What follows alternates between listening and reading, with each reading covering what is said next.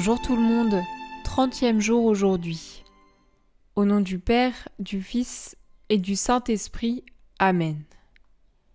Reine Immaculée, ma Mère du ciel, je viens sur tes genoux maternels comme ton enfant chéri, je m'abandonne dans tes bras et je te demande avec les soupirs les plus ardents en ce mois qui t'est consacré, la plus grande grâce qui soit, celle de me permettre de vivre dans le royaume de la divine volonté. Sainte Maman, toi qui es la reine de ce royaume, admets-moi comme ton enfant pour y vivre, qu'il ne soit plus un royaume désert, mais qu'il soit peuplé de tes enfants.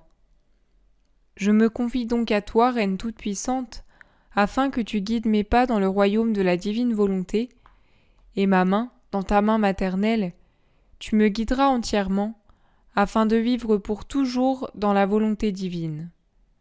Tu seras ma mère et à ce titre, je te remets ma volonté propre pour que tu me l'échanges contre la divine volonté et qu'ainsi je sois assurée de ne pas sortir de son royaume.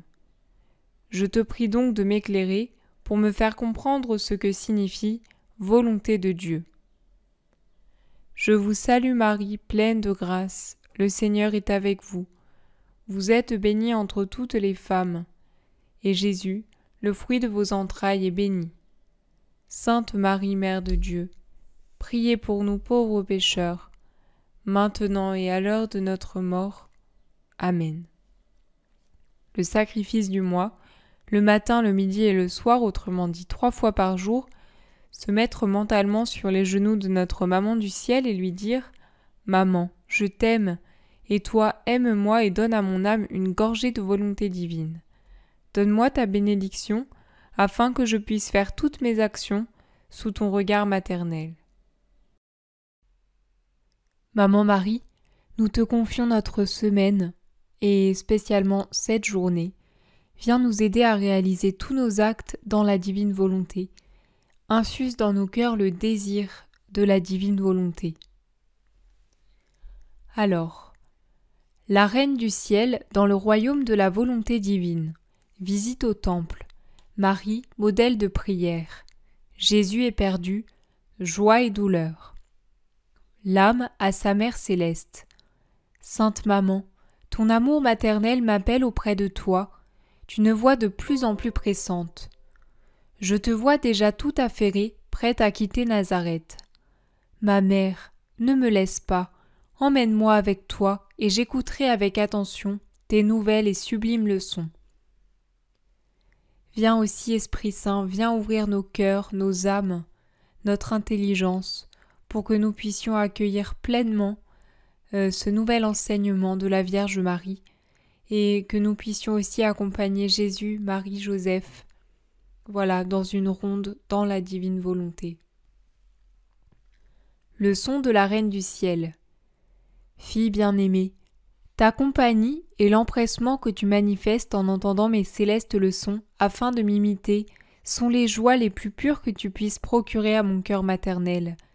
Je me réjouis parce que je peux partager avec toi les immenses richesses de mon héritage. Prête-moi bien attention en posant ton regard tantôt sur Jésus, tantôt sur moi. Je vais te raconter un épisode de ma vie qui, en dépit d'une issue très consolante, me fut cependant fort douloureux. Imagine que si le vouloir divin ne m'avait pas constamment alimenté de forces nouvelles et de grâce, j'en serais morte de pure douleur. Nous continuons à vivre dans notre petite maison tranquille de Nazareth, et mon cher fils grandissait en grâce et en sagesse. Il était plein de charme, la douceur et la suavité de sa voix, le doux enchantement de ses yeux, l'amabilité de toute sa personne. Oui, mon fils était vraiment beau, d'une beauté extrême. Il venait d'atteindre l'âge de 12 ans, quand selon la coutume, nous nous rendîmes à Jérusalem pour la fête de la Pâque. Nous nous sommes mis en route tous trois, Jésus, Saint Joseph et moi-même. Tandis que nous marchions en priant et dans le recueillement, mon Jésus rompait très souvent le silence et nous parlait, tantôt de son Père du ciel, tantôt de l'amour immense qu'il nourrissait dans son cœur pour les âmes. Jésus, Marie, Joseph, dans la divine volonté, nous voulons vous accompagner jusqu'à Jérusalem. Voilà, remettre tous vos pas dans la divine volonté, reprendre tous les actes faits dans la divine volonté pour les redonner au Père, pour que voilà, il les répande sur toutes les créatures, sur toute la création. Arrivés à Jérusalem, nous nous rendîmes de suite au temple, et là, prosternés la face contre terre, nous avons profondément adoré Dieu et prié longuement.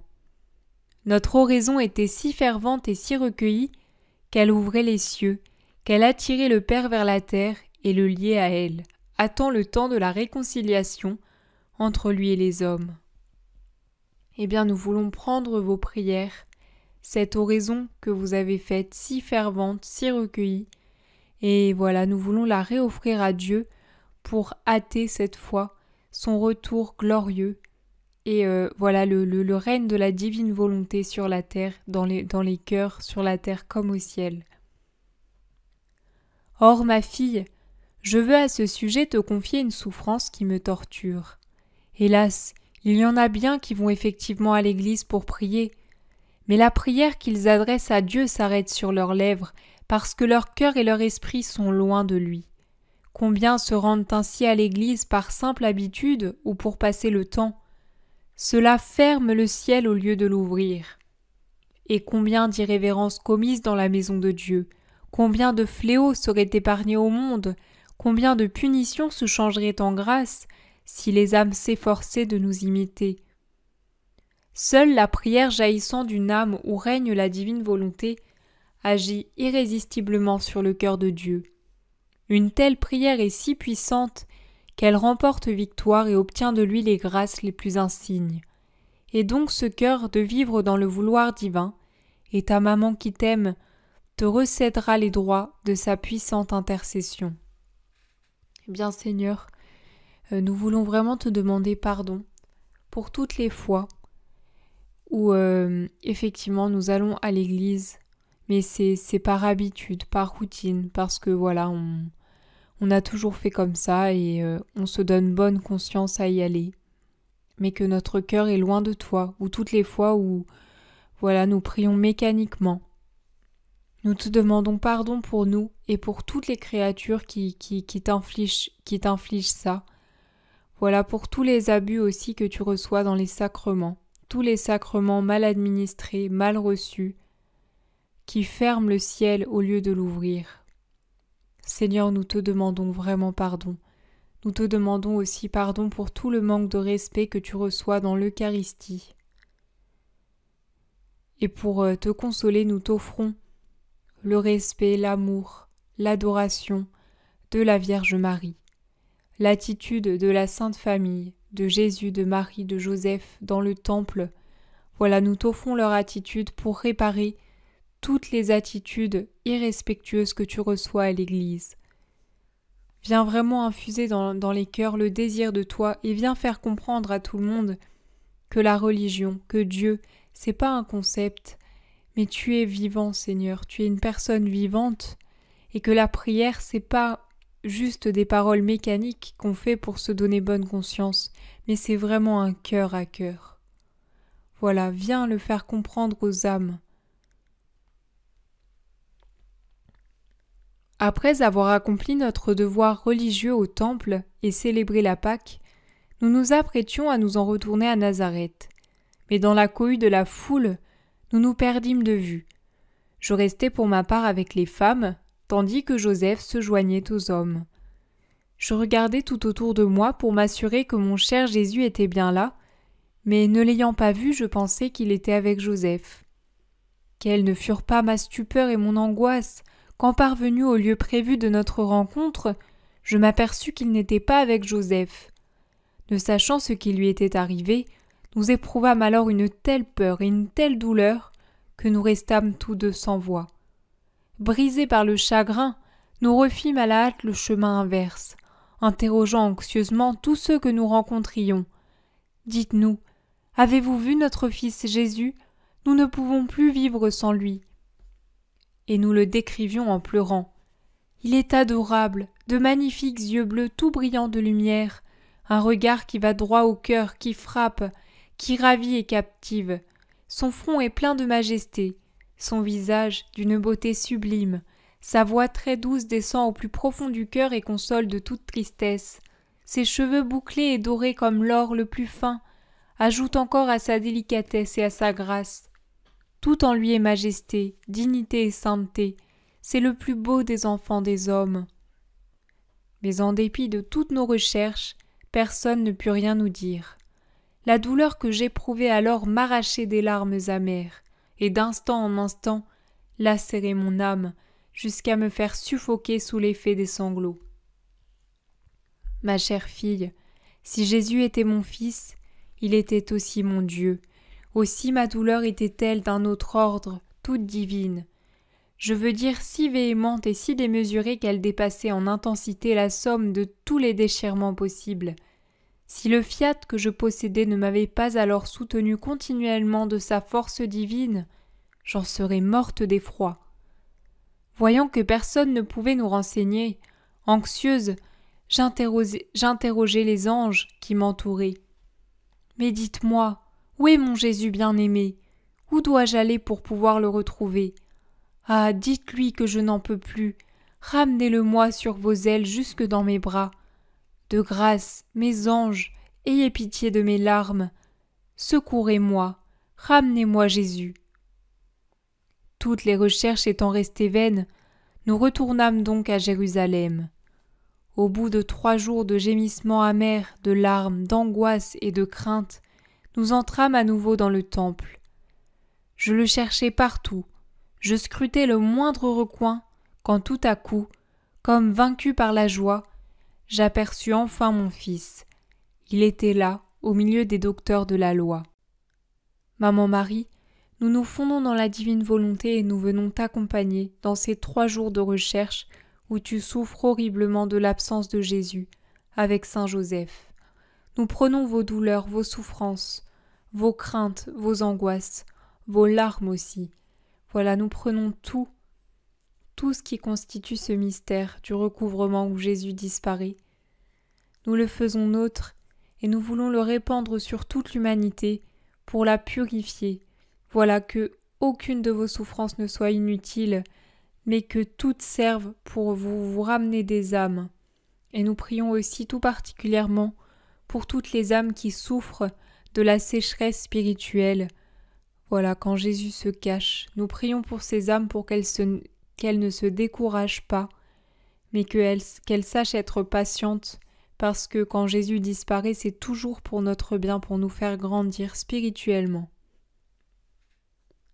Et Maman Marie, nous te remercions d'avoir souffert cette douleur pour nous sauver. Il parlait avec une telle science et une telle autorité qu'il laissait dans la surprise et l'étonnement tous ceux qui l'écoutaient.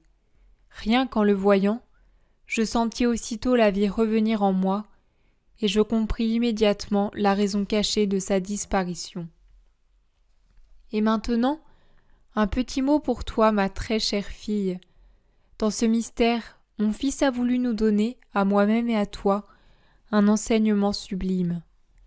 Maman Marie, on voudrait juste prendre toutes les paroles de Jésus pendant qu'il enseigne les prêtres, les docteurs de la loi au temple. Nous prenons toutes ces paroles, nous les faisons nôtres et nous voulons les redonner à toute l'humanité. Pour ouvrir les cœurs, et nous te prions spécialement, Seigneur, pour tous les prêtres, pour tous les scientifiques, pour tous les docteurs, pour toutes les personnes cultivées, les sages, pour que vraiment leur sagesse et leur intelligence tendent toujours vers Dieu, pour le faire connaître, pour le faire aimer, pour le désirer. Pourrais-tu un seul instant supposer que Jésus ignorait combien je souffrais?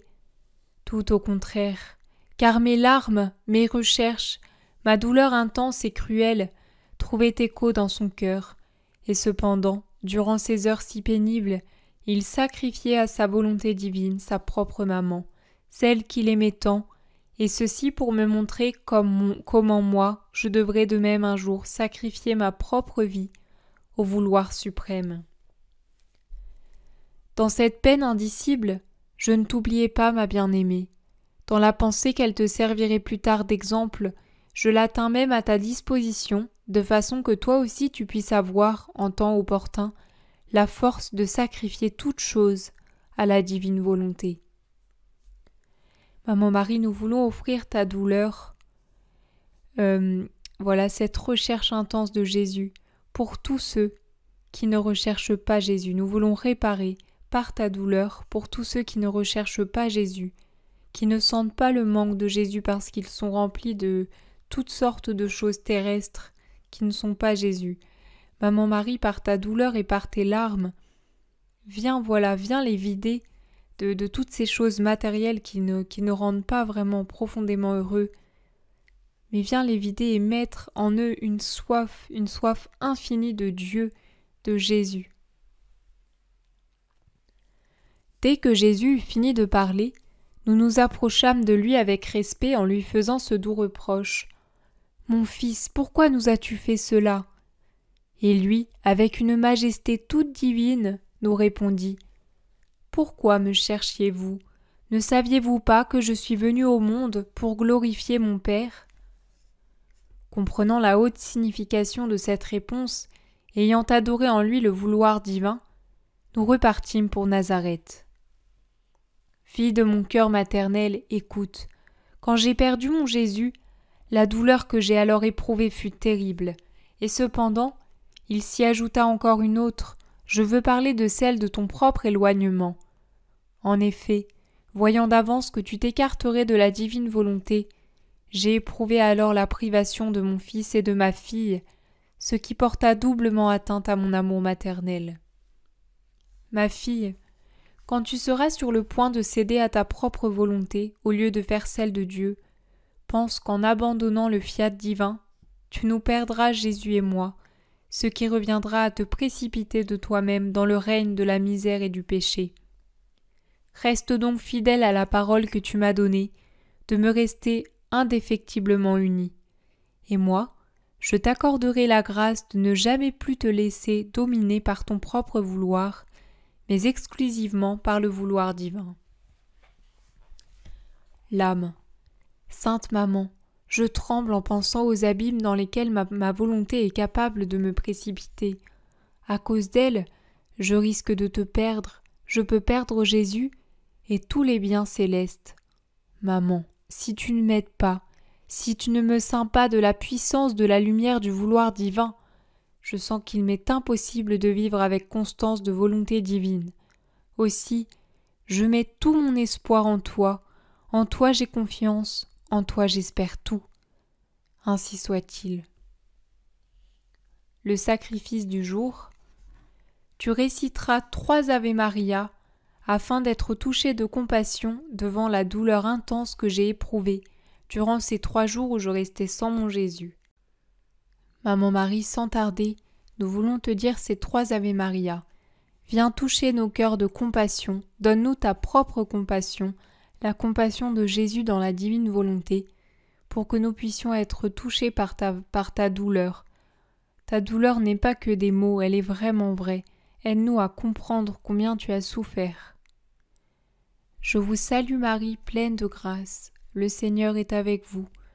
Vous êtes bénie entre toutes les femmes, et Jésus, le fruit de vos entrailles, est béni. Sainte Marie, Mère de Dieu, priez pour nous pauvres pécheurs, maintenant et à l'heure de notre mort. Amen. Maman Marie, nous voulons te dire ce 2e Ave Maria, spécialement pour toutes les personnes, pour tous les Ave Maria qui ont été dits mécaniquement, sans penser à toi. Voilà, on prend les paroles de Jésus, on prend le cœur de Jésus, l'âme de Jésus dans sa divine volonté, et on te dit cet Ave Maria pour tout réparer. Je vous salue Marie, pleine de grâce, le Seigneur est avec vous. Vous êtes bénie entre toutes les femmes, et Jésus, le fruit de vos entrailles, est béni. Sainte Marie, Mère de Dieu, priez pour nous pauvres pécheurs, maintenant et à l'heure de notre mort. Amen. Vierge Marie, viens toucher nos cœurs de compassion pour toi. Je vous salue Marie, pleine de grâce, le Seigneur est avec vous. Vous êtes bénie entre toutes les femmes, et Jésus, le fruit de vos entrailles, est béni. Sainte Marie, Mère de Dieu, priez pour nous pauvres pécheurs, maintenant et à l'heure de notre mort. Amen. Oraison jaculatoire. Sainte Maman, fais que je perde pour toujours ma volonté, pour vivre seulement dans le vouloir divin. Amen. Je vous remercie d'avoir prié avec moi. Je vous souhaite une très belle journée dans la divine volonté et je vous dis à demain. Soyez bénis.